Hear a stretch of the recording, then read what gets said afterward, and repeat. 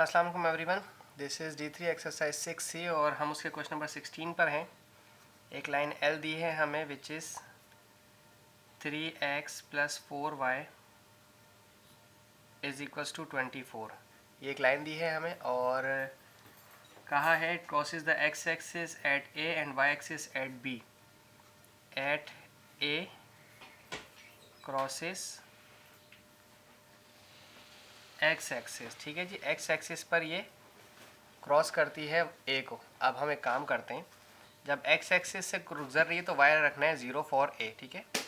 तो 3x + 4y is equals to 24।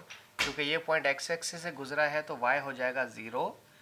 तो y की जगह जब 0 रखेंगे तो ये तो हो गया 24, तो ओनली 3x लेफ्ट फॉर 24।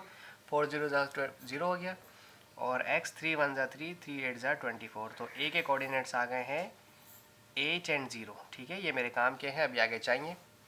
कहते हैं at B crosses at y axis, ठीक है जी। तो इसका जब y एक्सिस से गुजरा तो अब x 0 रखा जाएगा। इक्वेशन है 3x + 4y equals to 24। 3x जगह रखा 0 + 4y इक्वल्स टू 24। अब सिर्फ 4y बचा, 4y इक्वल्स टू 24 और 4 1 4 4 6 24। सो यहाँ पर b के जो कोऑर्डिनेट्स आए हैं वो आए हैं x और y।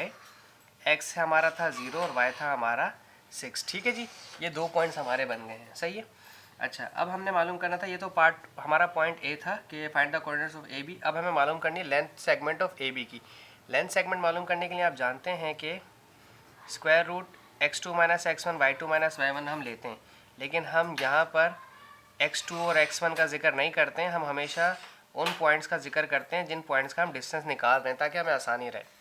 अच्छा, एक हमारा b का जो x था हमारा वो है 0 और a का जो हमारा x है वो है 8 और एक है हमारा 0, b का y है हमारा 6 और a का y है हमारा 0। सो दिस बिकम 8 8 64 + 6 6 36 और दिस बिकम 100 और 100 का स्क्वायर रूट लिया तो वो आ गया 10 यूनिट, ठीक है जी। ये थी सेकंड रिक्वायरमेंट और ये भी हमारी हो गई। अब इन्होंने मांगी है अगली रिक्वायरमेंट क्या कि the coordinate of the point C that lies on the line L such that C is equi distance from the coordinate axis. अच्छा जी, अब हमारे पास जो लाइन है, इस लाइन पे पॉइंट C जो है वो दोनों तरफ से बराबर बराबर है।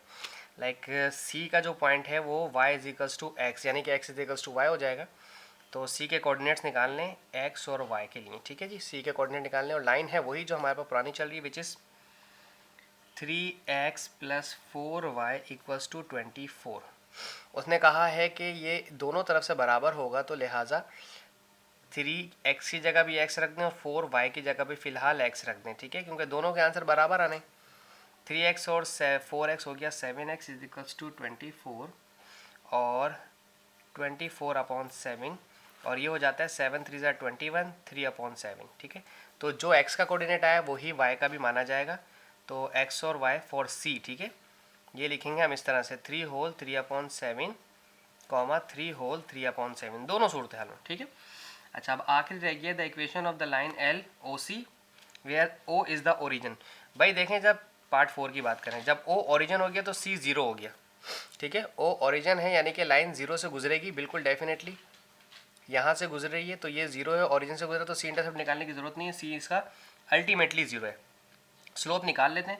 अब जब इसका ये कहते हैं कि OC ओरिजिन से गुजरा तो इसका स्लोप भी डेफिनेटली 1 होना चाहिए, ठीक है ना। अगर हम स्लोप निकालने की कोशिश भी करें कि अगर मैं C को देखूं और ओरिजिन O को देखूं तो यकीनन ये से माइनस होगा, y2 - 0 x2 - 0, ये दोनों आपस में डिवाइड होंगे तो 1 हो जाएगा, स्लोप भी इसका 1 ही होगा। तो हम सीधा इक्वेशन लिखते हैं y = mx + c, ठीक है।